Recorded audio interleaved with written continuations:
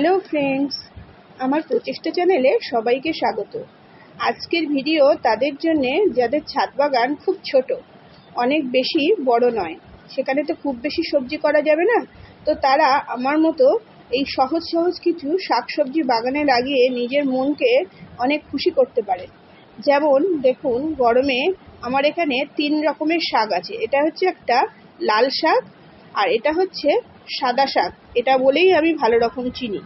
ঠিক আছে, এর আবার দুটো ভ্যারাইটি আছে সাদা শাকগুলোর। আর এগুলো দেখুন শীতের পালং।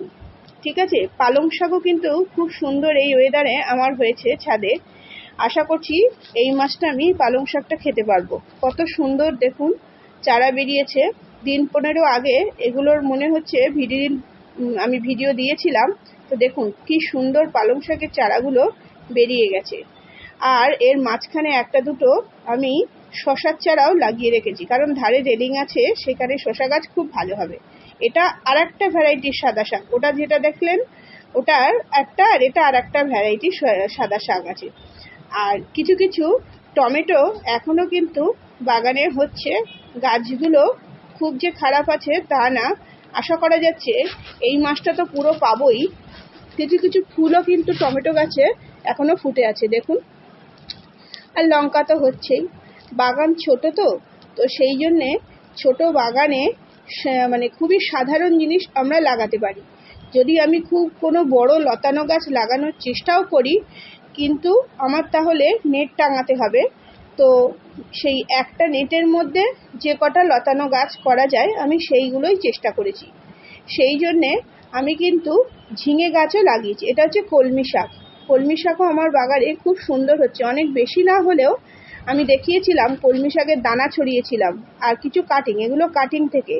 আর যেখানে কলমি শাকের দানা ছড়িয়েছিলাম, আশা করছি বৃষ্টি হলেই সেখান থেকে আবার সেইগুলো জার্মিনেশন হয়ে বেরিয়ে যাবে। দেখুন বেগুন গাছে কি সুন্দর ফুল আসছে। এগুলো শীতের বেগুন গাছ। শীতে কি সমস্যা হয়েছিল সেটা আগের ভিডিওতে বলেছি আমি।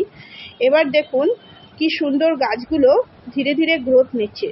বেগুন গাছে কিন্তু খাবারটা আমাদের দিতেই থাকতে হবে, এবং কীটনাশক অবশ্যই স্প্রে করতে হবে। মাঝে মধ্যে একটু ফাঙ্গিসাইডও স্প্রে করে দিলে ভালো, কিন্তু সেগুলো সবই করতে হবে সন্ধেবেলার দিকে, তাহলে বেগুন গাছগুলো ভালো থাকবে। আর বেগুন গাছের জল খুব পছন্দ করে, সেই জন্য এত গরমে বেগুন গাছের গোড়া কিন্তু শুকিয়ে যেতে দিলে হবে না।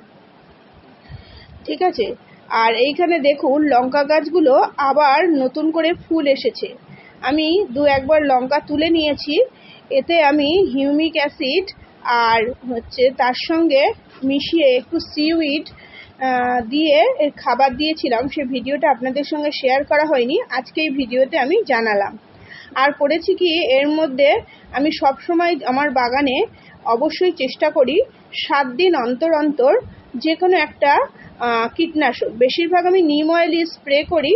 হ্যাঁ, আর কাকাটা আমি 15 দিন অন্তর স্প্রে করি আর কি। আর নিম অয়েলটা আমি প্রতি সপ্তাহে স্প্রে করি। এছাড়া কিন্তু আর ছাদে কিচ্ছু স্প্রে করি না। এখানে ভালো করে দেখুন নতুন গরমের সবজি ঢ্যাঁড়সের চারাগুলো, যেগুলো আমি বীজ থেকে বানিয়েছিলাম, সেগুলো কিন্তু আমি ট্রান্সফার করে দিয়েছি এই বড় পটটায়। এগুলো এক একটা 12 ইঞ্চির গ্রো ব্যাগ, তার 4টে করে ঢ্যাঁড়স দিয়েছি। হ্যাঁ, আর এখানে দেখুন 12 থেকে একটু বড়, এটা তার থেকে এই যে এই টবগুলো, এগুলো সব 12 ইঞ্চি, 10-12 ইঞ্চির টব। কোনোটায় 2-3টে চারা, কিন্তু সবসময় 2-3টে লাগাতে হয়। যে কোনো একটা চারা লাগালে অনেক সময় সেই চারাগুলো নষ্ট হয়ে যায়। এইখানে যে শশার চারাগুলো লাগিয়েছিলাম দেখুন সবগুলো বাঁচেনি। এটা একটা ঝিঙের চারা, এখানে 3টে ঝিঙে গাছের চারা আছে, আর বাকি শশা। আর একটা ছোট্ট উচ্ছের চারা এখান থেকে বেরিয়েছে দেখছি। এইখানে আমি একটা নেট টাঙাবো।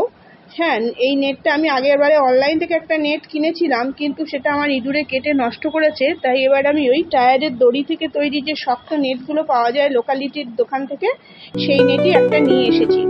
বাকি রয়ে গেল বরবটি গাছের বীজগুলো রোপণ করা, কিন্তু মাটি এখনো রেডি হয়নি। মাটি রেডি করে তারপর সেই গাছগুলো বসিয়ে সেই ভিডিওটা অবশ্যই আপনাদের সঙ্গে শেয়ার করব। আজকে এইটুকুই।